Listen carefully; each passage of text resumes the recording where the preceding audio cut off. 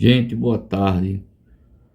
Estou enviando aí para vocês agora essa videoaulazinha, né? Gravando esse comentário sobre o material, né? De história para vocês, tá certo? Então se liga aí nesse slide que eu já enviei. Só o slide, e agora vou fazer a continuação da explicação, né? Porque a gente viu aí até slide 17, mais ou menos, em sala, comentou. Então olha só.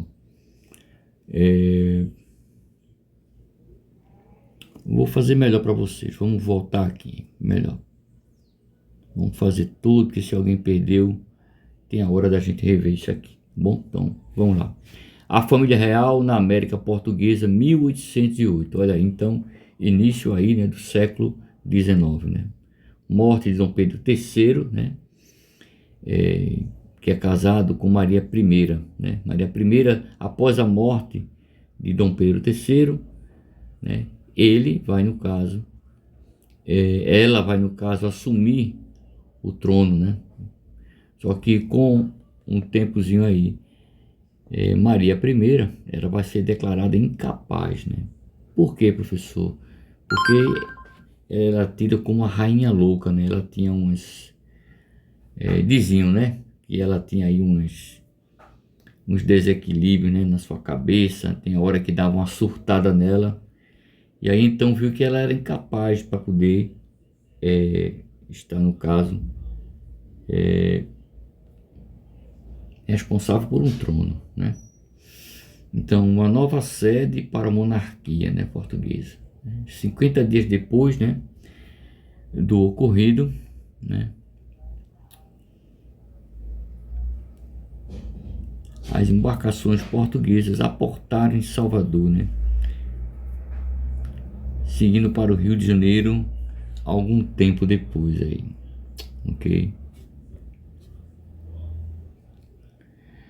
O príncipe regente, né, decretou a abertura dos portos às nações amigas, principalmente a Inglaterra, né?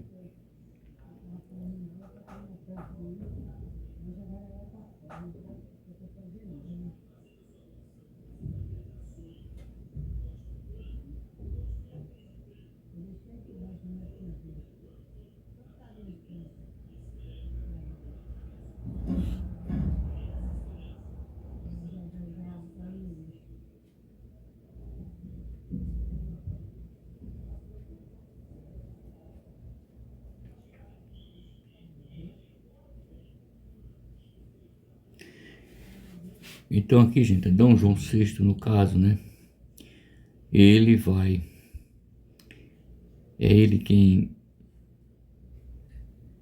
no caso vai estar à frente, né? Então ele decreta essa abertura dos portos às nações amigas. Aí vamos entender aqui essa questão das nações amigas, eu já comentei isso em sala de aula, né? Principalmente a Inglaterra, né? Por quê? Porque a Inglaterra é uma potência, né? É a grande potência, né? Nesse período aí. Ela com seus navios, né? Com seus navios de guerra,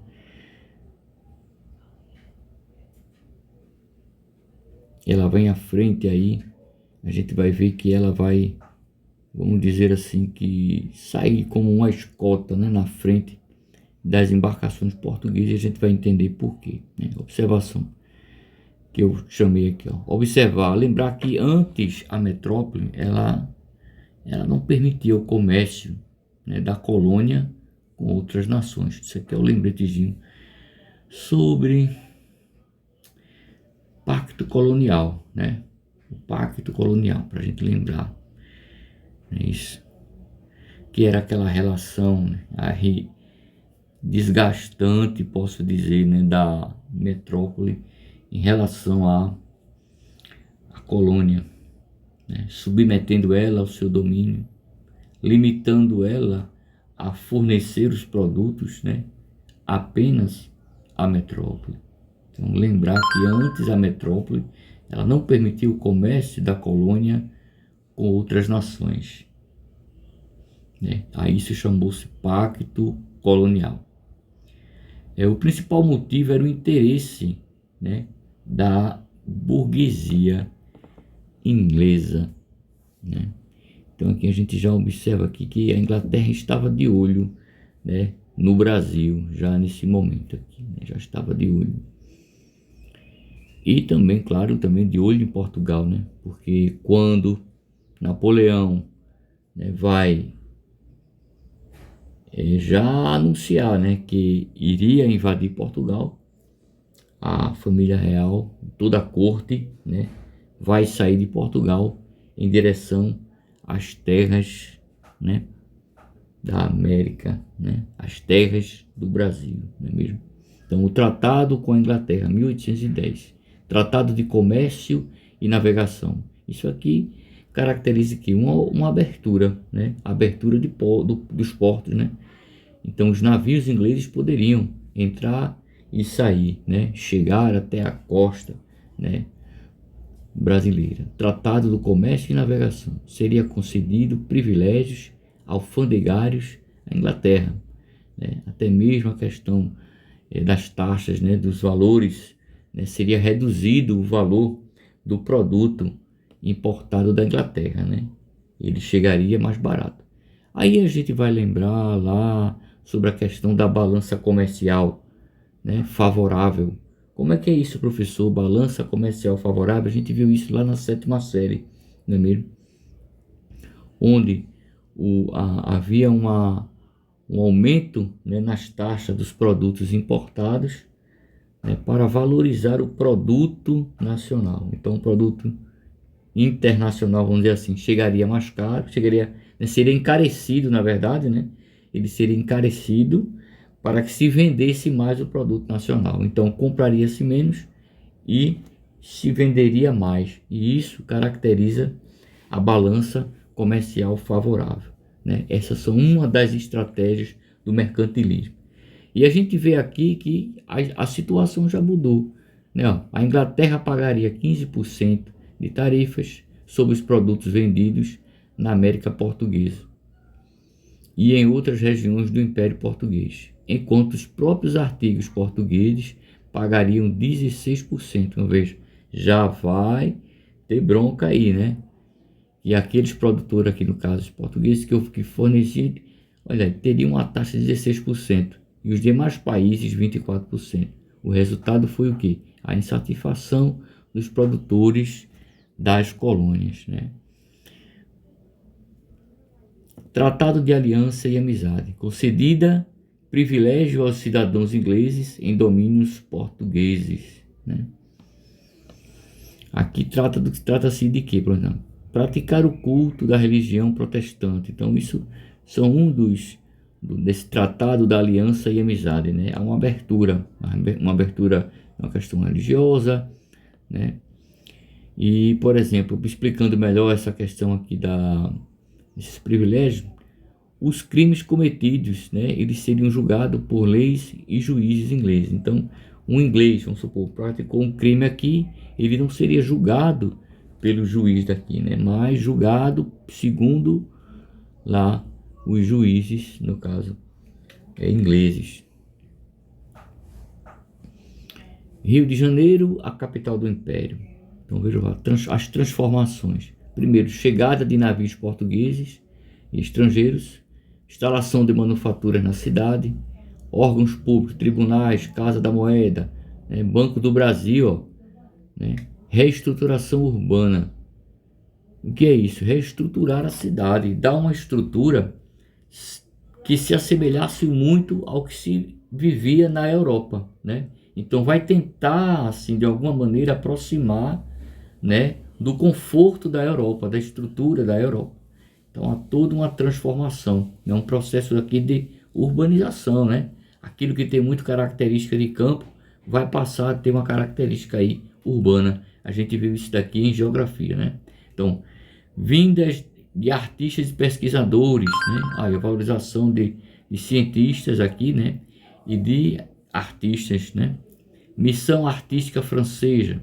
Aí tem aqui os artistas, né? Jean-Baptiste Debret, esse Nicolas, Antoine, né? Auguste Mari, Marc, Zeppelin. Então são alguns nomes aí e vão chegar nessa missão artística francesa. Então, para você ver que ele vai tentar aproximar, e aí você vai ter a construção de teatros, né? De teatros, e assim vai, né? Museus, tudo isso vai ser preciso, porque vai ter artista, né? Precisa ter esses espaços. Então vamos lá. As guerras de Dom João, né? Guerra contra a França, invasão da Guiana Francesa, devolvida em 1917, né? Banda oriental do Rio da Prata, atual Uruguai. Dom João planejava incorporar essa ao Brasil, seguindo os interesses de Dona Carlota, né?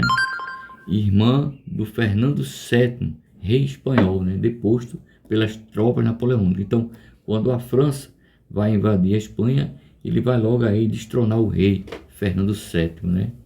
Então aí ela já fica de olho, né? Em 1821, a região foi incorporada ao Brasil como província cisplatina, né? Em 1808, por meio de uma carta régia, Dom João decretou a guerra justa contra os botocudos, né? Qual foi o resultado? Investida contra povos, ampliando a violência da colonização e a tomada das terras, né? É a Revolução Pernambucana, e aí um marco importante a gente saber aqui, né? A importância dessa revolução. O motivo qual foi? Principalmente isso, a insatisfação com a coroa, né? Estavam insatisfeitos. Por quê? Vimos que houve todo um processo de urbanização, de mudança, de transformação do espaço lá no Rio de Janeiro, tentando o quê? Trazer o luxo, né? Toda aquela, o luxo mesmo, né? O conforto da Europa, né? Tentando imitar, né? Trazer ali, né? O luxo da Europa, né? Tentando mudar, né? Todas as ruas, estruturando tudinho. E isso foi um custo, e cobrava-se de onde? Cobrava-se justamente, né? Dos produtores que produzissem cada vez mais, né? Para poder ele dar sustentar, na verdade, esse luxo, né? Para sustentar a coroa, né? E toda a corte, né? Com seus luxos. E isso aí vai começar a agitar o caldeirão, né? Então, ó, motivo, insatisfação com a coroa. O que foi que aconteceu? As elites pernambucanas retomaram os ideais separatistas do período coloniais, né? Os ideais franceses, liberdade, igualdade e tal, aquelas coisas, né? Olha, os senhores rurais desejavam instalar um estado independente e autogovernado, né? Aqueles senhores rurais que cuidavam das terras, né? Então eles já pensavam aqui numa certa autonomia, né? Indivíduos livres e pobres, por fim, aos altos preços do produto, né? Resultado dos monopólios.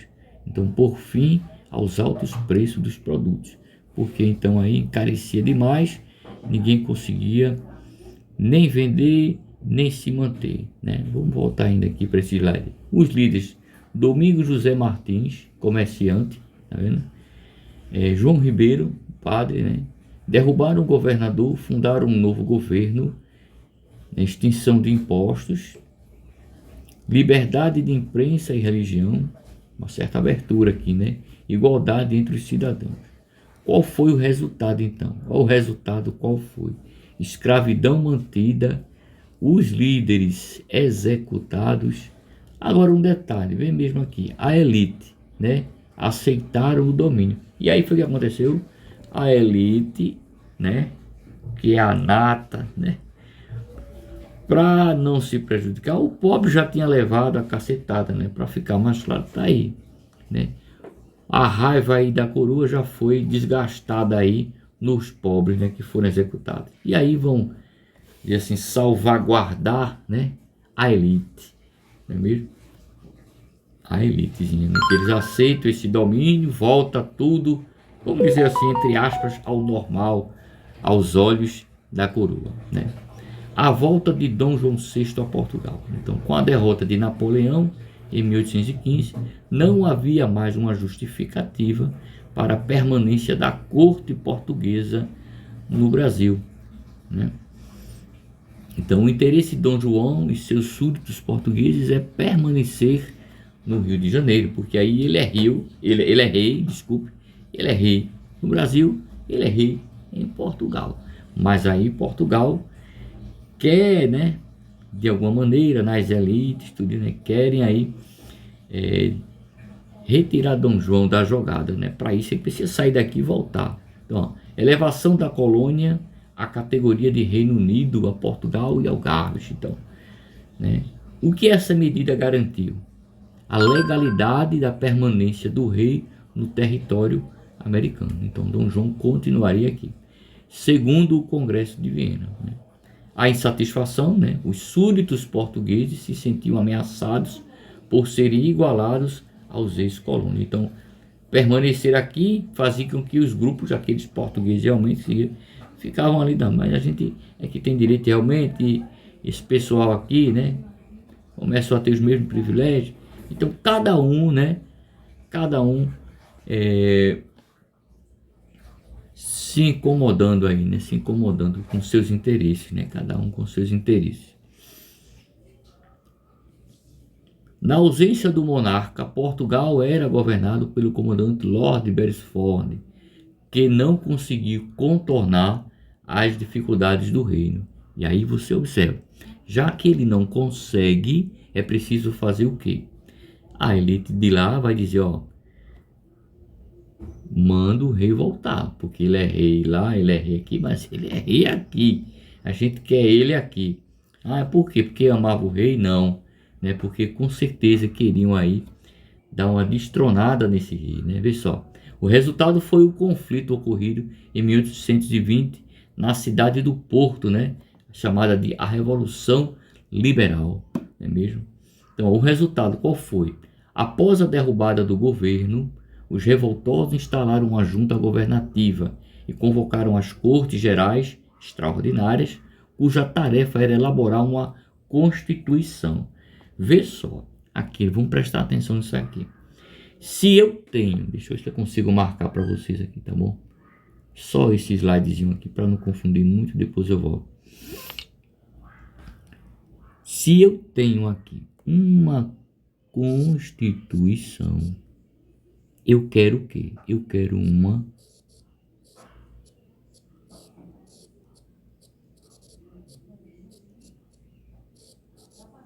eu tenho uma república, né?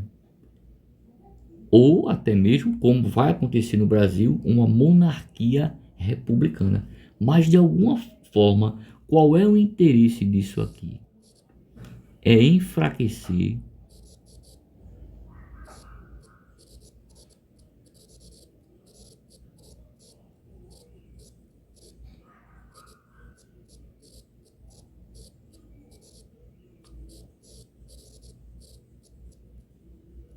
o quê? O poder do rei.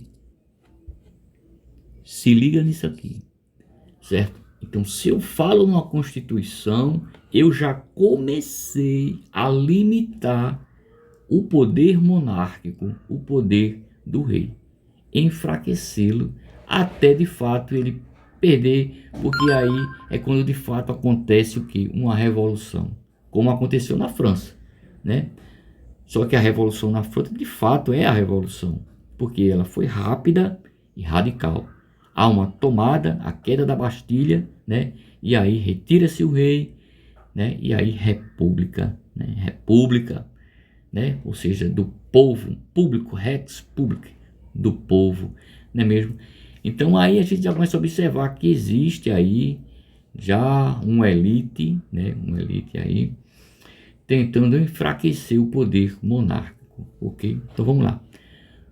Supremacia das exigências. Quais eram as exigências? Pessoal, supremacia das cortes sobre a realeza. E aí? Estão ligados nisso aqui? Enfraquecer o poder do rei. Então, ó, supremacia das cortes, né? Sobre, ou seja, acima de quem? Da realeza. Quem é a realeza, senão o próprio rei? Enfraquecer o poder do rei. Tranquilo até aí? A resposta de Dom João: retornar a Portugal para garantir a sua coroa, né, em 1821, deixando seu filho Dom Pedro I como príncipe regente. Então fica no meu lugar, meu filho, porque se é para perder o Brasil, prefiro perder para ti, né? Essa frase aí, mais ou menos, isso daí é a ideia da frase que Dom João, quando vai sair do Brasil, vai deixar aí para seu filho, né? Porque ele percebeu essa estratégia de enfraquecimento. Tranquilão, vamos voltar aqui agora para o slide 9. A construção do Estado Nacional Brasileiro. A independência do Brasil foi diferente da independência dos outros países vizinhos. Alguns fatores evidenciam essas diferenças.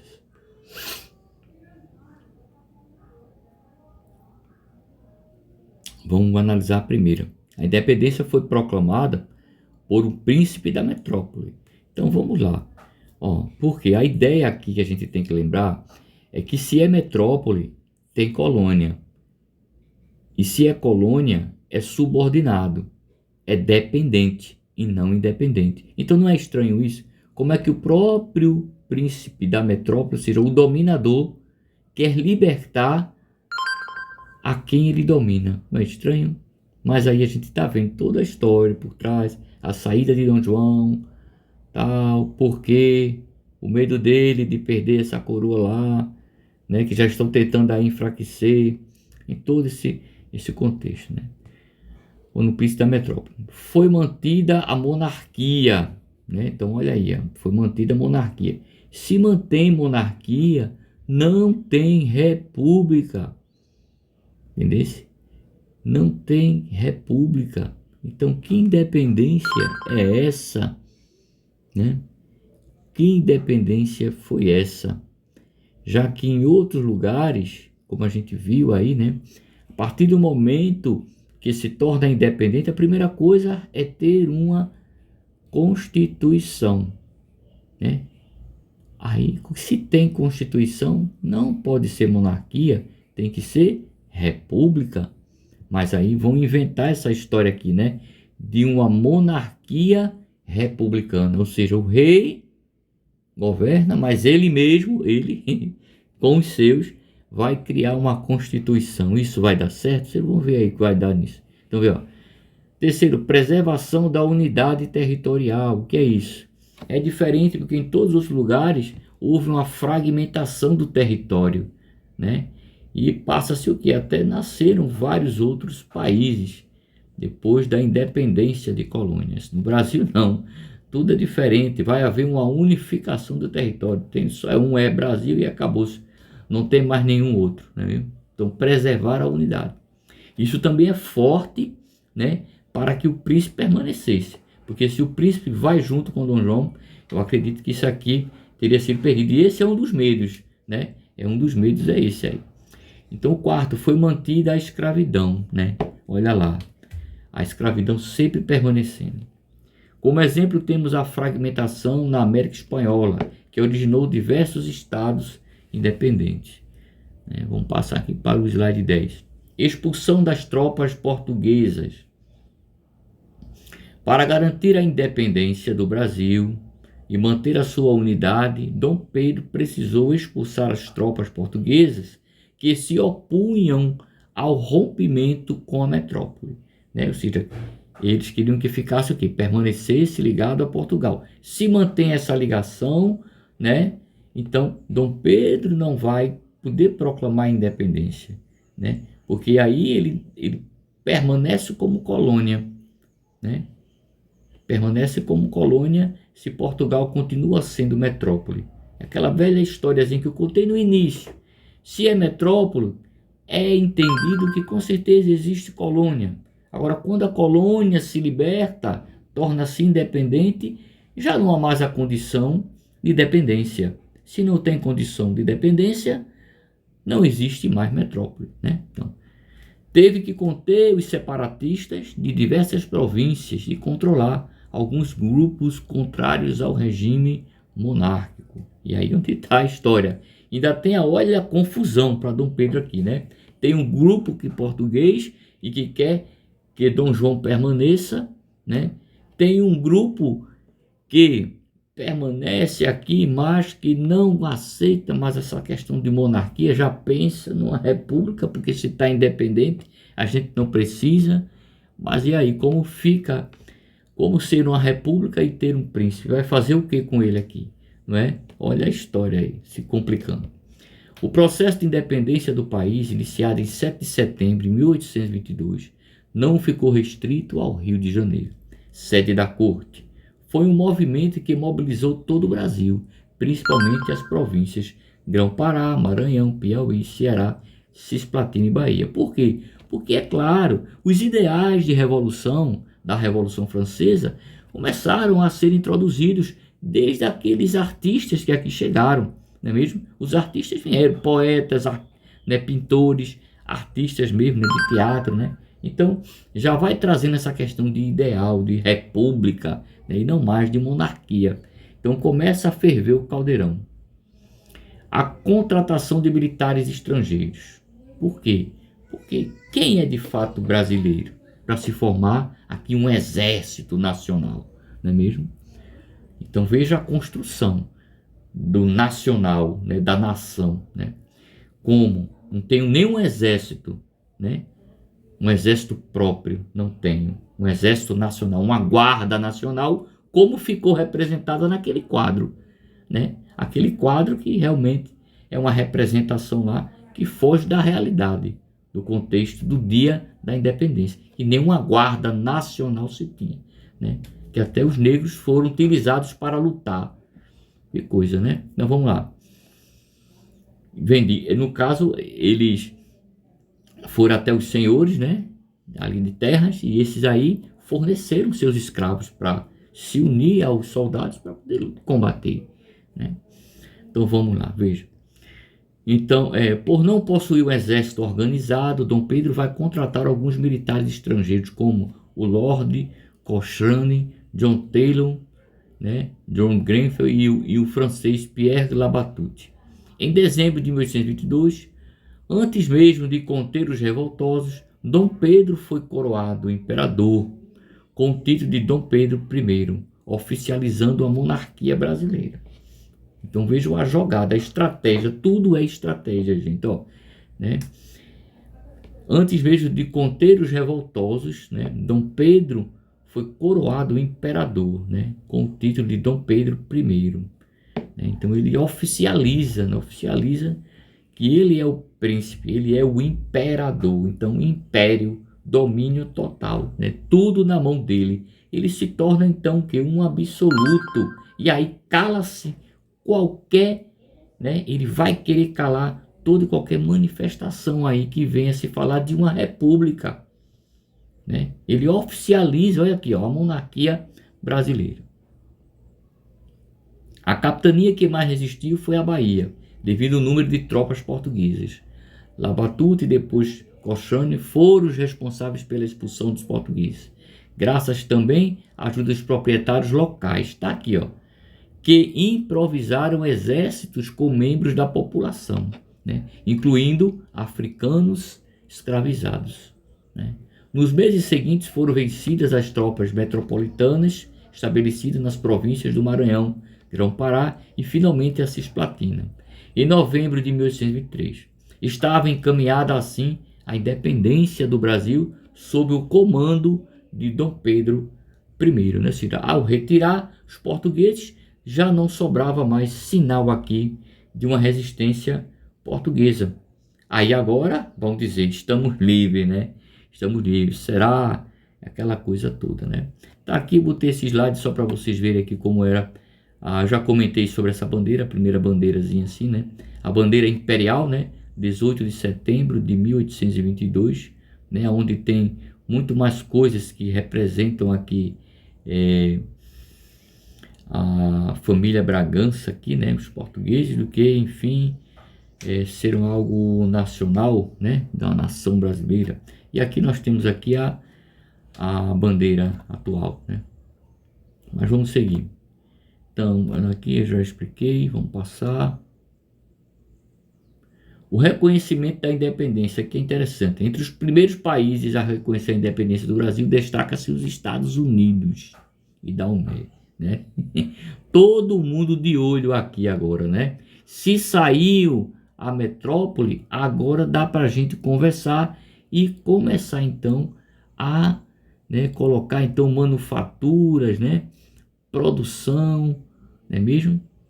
Entrada de produtos estrangeiros, enfim, dá para a gente negociar. A coisa não vai ficar só na mão da Inglaterra, mas a Inglaterra está de olho. Olha, Reino da Omé, né? Reino da África, que vendia africanos para a escravização e desejava manter seus vínculos comerciais com o novo império. Mas é claro aqui que agora a gente entra fundo. Ó. O reconhecimento da independência brasileira pelos Estados Unidos, em 26 de maio de 1904, inseriu-se no contexto da doutrina Monroe, que se opunha à recolonização da América Ibérica, né? América Ibérica, ou seja, a América Portuguesa, por conta do interesse dos mercados consumidores. Tá vendo aqui o que eu falei lá em cima? Então, essa doutrina Monroe dizia o seguinte, né? América para os americanos, cara. E aí, né? Quem é americano, ele diz que são eles, né? E aí, ele já está de olho, então, na América do Sul também. Vamos seguir.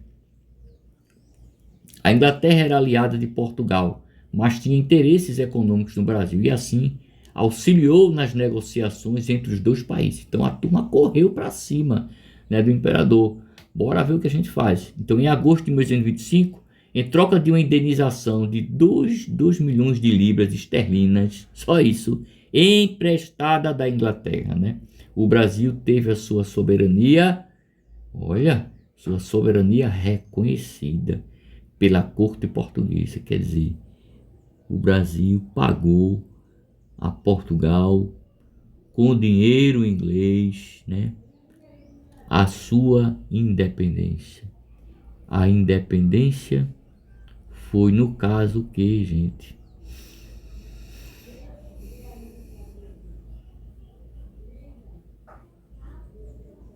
O que é que vocês acham disso aí? A tal independência, a soberania, né? Foi comprada, né? Foi comprada por quem? Comprada pela Inglaterra, não é mesmo? Então, olha só, o Brasil passa de condição de colônia portuguesa para ser colônia, só que não vai usar mais o nome colônia, isso é coisa lá, né? Agora, né, é independente, mas na verdade a dependência, né, econômica que o Brasil entrou nessa, a primeira dívidazinha externa do Brasil com a Inglaterra, as 2 milhões de libras esterlinas emprestado da Inglaterra, né? E o Brasil pagou isso. Como foi isso, esse pagamento? Quanto de riqueza saiu daqui agora para a Inglaterra por conta esses 2 milhões de libras esterlinas? Não é mesmo? Ou seja, sai de uma condição de colônia portuguesa e entra numa condição, né, de dependência de colônia aí, inglesa, né? Então, e pouco depois, por outros estados europeus, né? Em 1826, desculpem, em reconhecimento ao apoio e ao empréstimo dos ingleses, né, os tratados de 1810 foram renovados por mais 15 anos. A Inglaterra dominou o mercado brasileiro. O resultado, a baixa tributação dos produtos importados dificultavam agora o quê? Dificultavam o desenvolvimento de uma indústria local, né? Por quê? Porque agora, né, você compra o produto importado, né? Ele entra agora mais barato, então a procura agora é pelo produto importado e não pelo produto nacional. Se o produto nacional não é valorizado, então não existe, né, aqui desenvolvimento industrial no Brasil, né? Porque a procura agora é do produto importado. Eu vou procurar o nacional para quê? Se é mais barato. E aí a indústria, né, a fábrica, a produção cai completamente. Já não tinha, agora que não vai ter mesmo. Isso provocou que um aumento das importações e, consequentemente, a ampliação de quê? Da dependência do Brasil em relação à Inglaterra. Vê que coisa aí para vocês aí, ok? Então vamos passar dessas questões, depois vocês querem o seu apoio. Eu quero adiantar então a organização política do novo Estado. Estruturação do novo Estado Nacional Brasileiro. Era preciso criar as leis que o regeriam.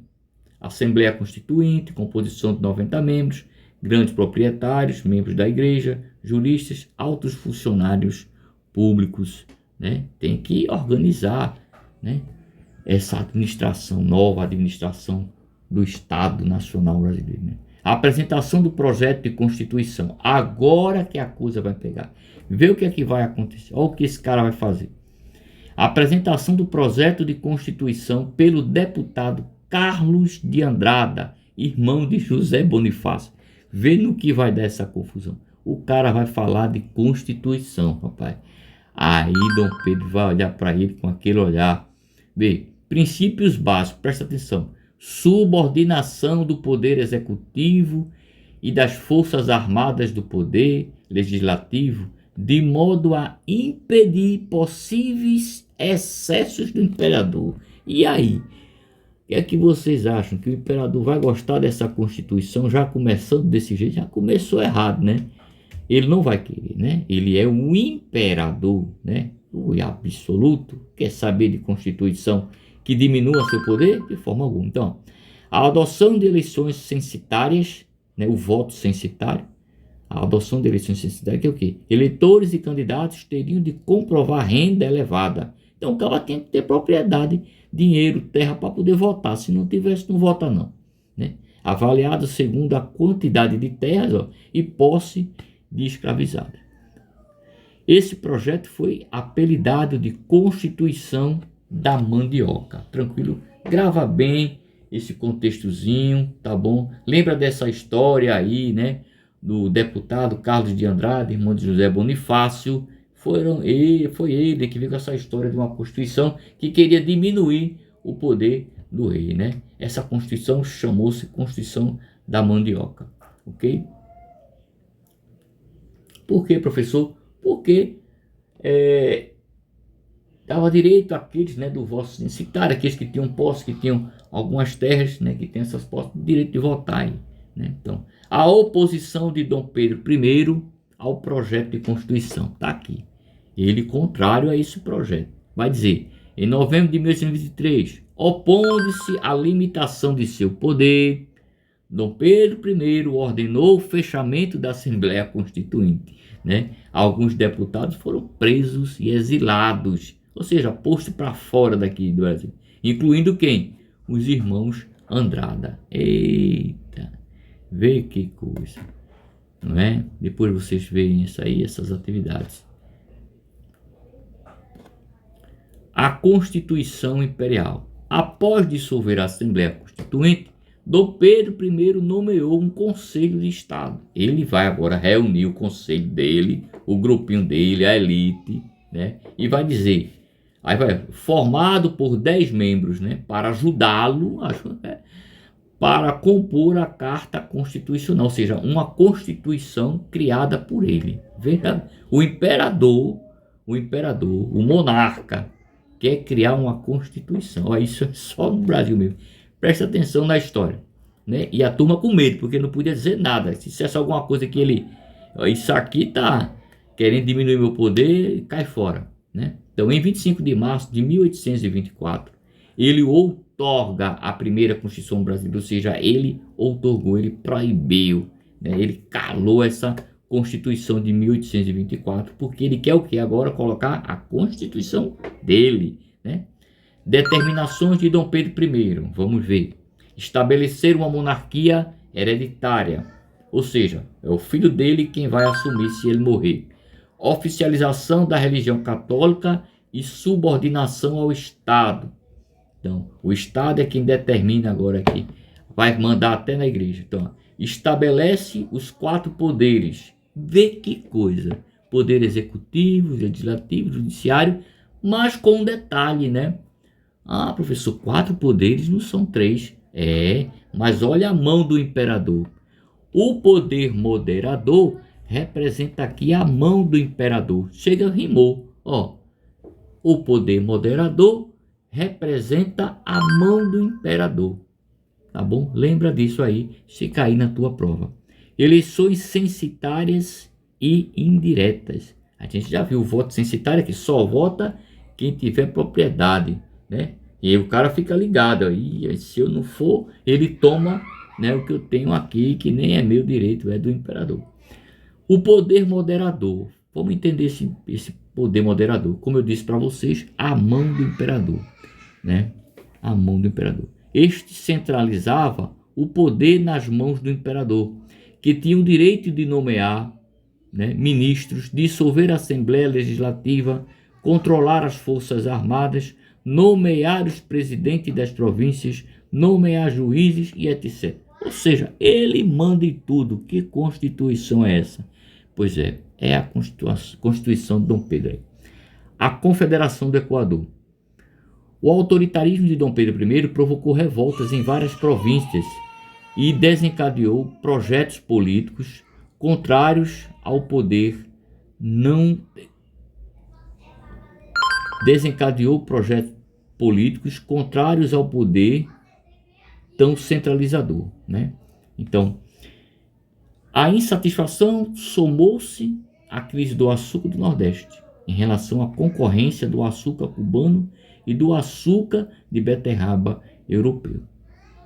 Enquanto a produção de algodão era ameaçada pela concorrência estadunidense.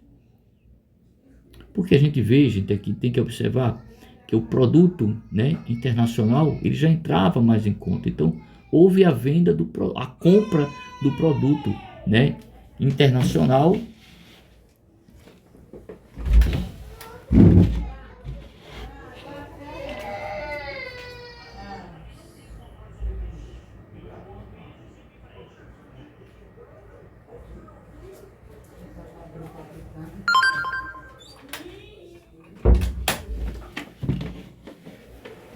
Vamos voltar aqui, gente. Então, veja.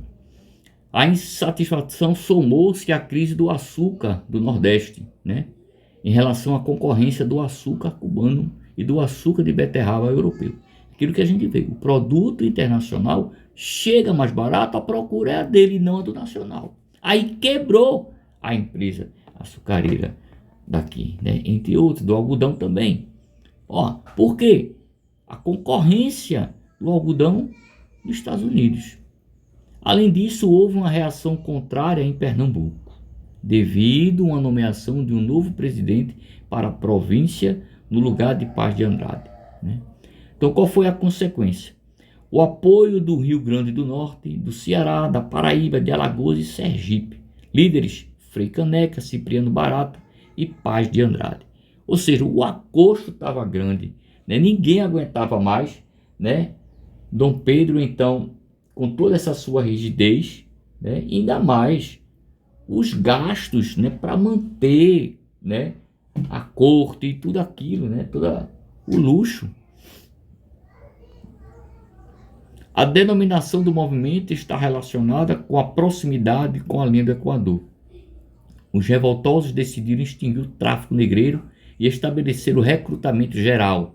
O major Emiliano Munducuru redigiu um manifesto defendendo uma revolução de caráter radical. Presta atenção aqui. Essa eu quero riscar para você aqui. Presta atenção. Muita atenção nessa parte aqui. Tá bom? Muita atenção nesse slide 28 aqui. Vê só que coisa. Então, o major Emiliano Munducuru, grava o nome desse caboclo aqui, né? Ele redigiu, né, escreveu lá um manifesto defendendo o quê? Olha o detalhe. Uma revolução de caráter radical, a exemplo do Haiti. O Haiti toma como exemplo aqui os ideais da Revolução Francesa, né? Ou seja, mudança rápida e radical. Em outra palavra, cai fora imperador, né? Sai para lá. República nesse lugar. Acaba com monarquia. E isso aí, para o imperador, né? Vamos ver o resultado disso aqui, né? Então, ó, resposta do imperador. Enviou tropas sob o comando de Francisco de Lima e Silva, contratou navios ingleses sob o comando de Cochrane. Resultado qual foi? Revoltosos condenados e Frei Caneca fuzilado. Eita, tem que sobrar pro pobre, não é mesmo? Os revoltosos, que eram as elites, né? A maioria é proprietário de terra, tal. Aquela história toda. Faz o que? Não. Condenados, tal. Agora, Frei Caneca, para servir como exemplo, vai ser fuzilado, não é mesmo? Ok. Então presta atenção nesse slide aqui, 28, tá bom? Major Emiliano Munducuru, né? Foi ele quem redigiu o manifesto defendendo o quê? O que é que ele defendia? Uma revolução de caráter radical. O que é isso, professor? Mudança rápida, né? E total. Rápida e radical. Radical porque é total. Radical, aqui ó, quer dizer total, ok? Deixa eu tirar isso aqui. Radical porque é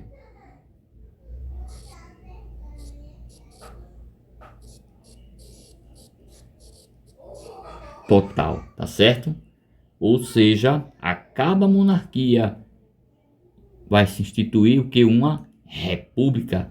E aí, com certeza, aquela constituição do imperador desaparece e entra uma nova constituição, né? Vamos lá seguir então. Slide 28. 29 agora. Slide 29. Então, o declínio do primeiro reinado. Até 1826, Dom Pedro I governou sem o legislativo, atraindo assim a oposição das elites e das camadas médias. O imperador aproximava-se cada vez mais de portugueses ligados à administração e o comércio. Intensifica-se a impopularidade do imperador, devido ao interesse de uma retomada pelos comerciantes de unidade com Portugal. Quer dizer, ele volta a ter contato, ou seja, ele permanece ali, né? O contato com Portugal, não é mesmo? E também devido ao déficit comercial e empréstimos obtidos, intensificou-se com a Guerra da Cisplatina e a questão sucessória portuguesa. A Guerra da Cisplatina, né? Conflito entre o imperador e estancieiros, que são aqui os fazendeiros, os donos de terras ali, que tinham suas terras, né? Então é um conflito. Então ele vai procurar de novo apoio com portugueses, tentando voltar àquela condição para sustentar o que, professor? Se sustentar no trono, sustentar, né, a monarquia, né, o governo monárquico. Aí vamos lá. Que mudaram de posição devido à concorrência dos estanceiros do Rio Grande do Sul. Em 1826, eclode a Guerra da Cisplatina, com a vitória da província, que confirmou a sua independência em 1828 e forma a República do Uruguai. Então, veja os conflitos que ele está já passando aqui, ou seja, há um enfraquecimento, né, do seu império. Ele já perdeu, porque se ele perde esse espaço, né, para o Uruguai, então o seu império já começou a ser enfraquecido, porque ele perdeu parte, né, do seu império, do seu domínio. O período regencial. O período regencial teve início em abril de 1831, quando Dom Pedro I renunciou ao trono brasileiro em favor de seu filho de 5 anos e durou até julho de 1840. Esse período foi de acirradas disputas entre vários grupos, né? Isso é praticamente que ele sai do comando aí, ele sai da frente, ele deixa o príncipe regente, então ninguém poderia tomar até que ele então, né, se tornasse aí de maior para ser o imperador.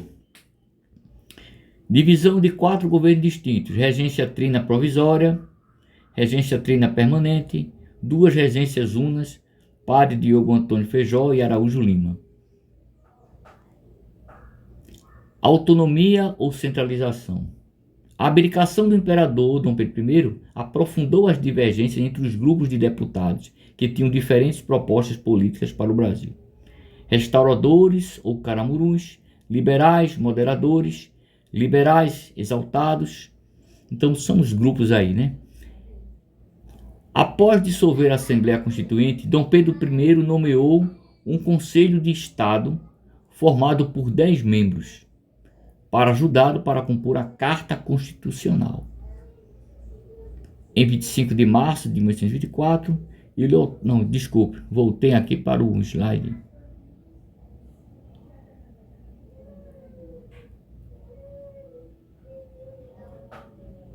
Sim, não, tá certo, vamos lá.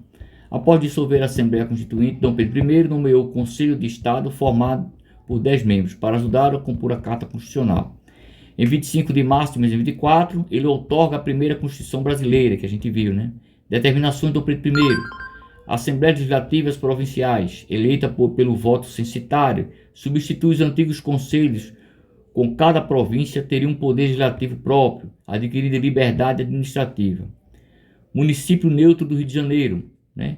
Que é a sede, né? As autoridades seriam escolhidas pelo governo central, né? Então, regência uno, né? Eleita para um mandato de 4 anos pelas assembleias provinciais de todo o país. A medida concentrava o poder nas mãos de um regente, mas descentralizava sua eleição aberta aos eleitores de todas as províncias. De alguma maneira, uma abertura, né? Então, a regência una. Em 1835, o padre Diogo Antônio Feijó foi eleito para o cargo de regente uno.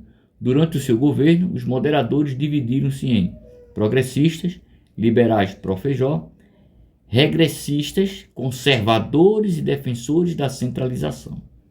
Esse processo acontecia paralelo a várias rebeliões contra o poder central. Isso levou a Feijó, né, que é da linha progressista, renunciar ao cargo de regente.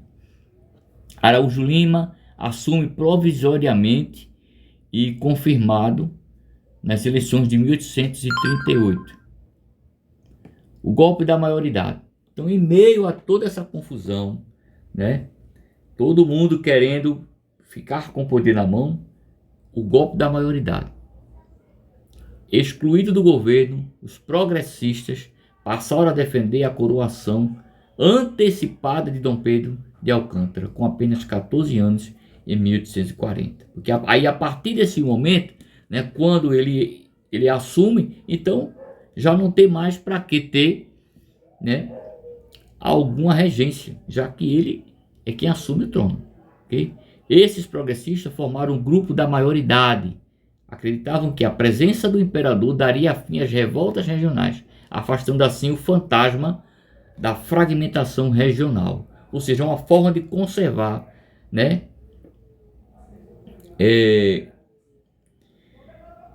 de conservar a unidade territorial, né? Conservar a unidade territorial. Que o território não se fragmente, permaneça, continue, né? Segundo a Constituição, o príncipe assumiria o trono com 18 anos. Isso pôs fim ao período regencial, né? Então é o golpe da maioridade. Ele, com apenas 14 anos, a turma vai lá e diz: não, tem 14 não, agora tem 18. Já pensasse? Então vamos lá. As rebeliões regenciais. A instabilidade política do período regencial. Motivações: reação política oligárquica das elites agrárias, carga de impostos, a miséria, acesso à vida política e também contra a escravidão. O resultado como foi? As rebeliões, né? A revolta dos papamés, 1832 a 1834. Proprietários de terras do Recife, revoltados com o governo regencial, pediam o retorno de Dom Pedro I e o retorno de participantes derrotados na Confederação do Equador ao governo provincial. Participação indígenas quilombolas, os chamados papamés. Qual foi o resultado? Foram, né, derrotados pelo presidente das províncias, mas a sua luta serviu de exemplo para outros grupos rebeldes. A insurreição de Malê, né, 1835, ocorrida em Salvador em 1835, é considerada por estudiosos a revolta mais organizada, né? Os revoltosos vindos do noroeste africano, os malês, eram muçulmanos, né? Eles eram muçulmanos. Então, os malês sabiam escrever árabe, o que lhe permitiu que planejar o levante sem serem descobertos. Resultado, o movimento foi denunciado e encerrou no mesmo dia com o número de mortos, de 100 mortos, né? Outra movimentação aí foi a Sabinada, 1837 e 1838. Membros das camadas médias baianas organizaram um levante separatista em Salvador, né? Líderes Francisco Sabino. Os rebeldes desejavam manter a autonomia provincial obtida com o ato adicional de 1834, opondo-se ao retorno da centralização política desejada pelas elites portuguesas. Qual foi o resultado? Foram vencidos por tropas enviadas por autoridades regenciais e com a ajuda de senhores de engenho. A balaiada 1838, ocorrida no Maranhão, foi motivada pela crise econômica e outras insatisfações, como impostos elevados, disputas pelo poder entre as elites locais e a miséria, a balaiada. Os líderes, o vaqueiro Raimundo Gomes, cara preta, né? Manuel dos Anjos, fabricante de cestos, conhecido como Balaio, daí o nome, né? A balaiada. E o Cosme Bento, líder de 3.000 escravos, viu? Ele era escravo meio, né? Cosme Bento. E ele liderou 3.000 escravos. Resultado, tomaram a vila de Caxias, porém a pacificação da região só foi concedida com a anistia dos revoltosos, né? Os rebeldes voltaram a ser escravizados e Cosme Bento foi enforcado em 1842. Então aqui algumas das rebeliões. A cabanagem, 1835, né? Teve início uma luta entre os comerciantes proprietários de terra do Grão-Pará. Em meio aos conflitos, a população ribeirinha, composta de negros e mestiços indígenas, revoltaram-se contra os membros das elites. Tomaram a cidade de Belém, proclamando uma república independente na província do Grão-Pará.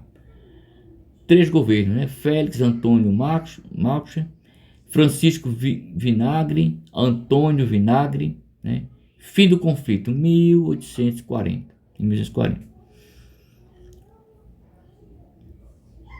A Revolução Farroupilha, 1835. Os estancieiros reivindicavam maior autonomia provincial e o fim dos altos impostos sobre o charque gaúcho, que não tinha como competir com o da região da Platina. Os contrabandos de animais com o Uruguai motivaram o governo provincial de limitar essas transações, o que estimulou a revolta. Bento Gonçalves, principal líder, tomou a cidade de Porto Alegre, depondo, né, o presidente da província. Um ano depois, proclamaram a República Rio-Grandense. Em 1839, os farrapos, né, conseguiram estender o movimento até Santa Catarina. Ali, com a ajuda de Davi Canabarro e Giuseppe Garibaldi, né, fundaram a República Juliana, na cidade de Laguna. Durou apenas 4 meses. Né? Elaboraram uma constituição que garantia liberdade de imprensa, de indústria e comércio, instituíam o ensino primário gratuito, adotaram a divisão dos 3 poderes, o executivo, legislativo e o judiciário, mantiveram a escravidão, o voto censitário, né, e o catolicismo. Quer dizer, veja só, que república, né? Que constituição é essa, né? A partir de 1942, durante o segundo reinado, o governo central, comandado pelo Barão de Caxias, repreendeu o movimento e o leva ao declínio. Assim foi assinada a rendição chamada de Paz de Ponche Verde, ok? Resultado qual foi? A anistia dos revoltosos, incorporação dos oficiais dos farroupilhas ao exército imperial, devolução das terras, taxa de 25% sobre o charque, né? E libertação dos escravizados que lutaram na Revolução. Vejam só que coisa, né? Então a gente tá aí, dá uma lida aí nesse slide, que eu já mandei o slide, né? Se quiser assiste um pouquinho aí essa gravação, essa videoaula, esse comentário, tá bom?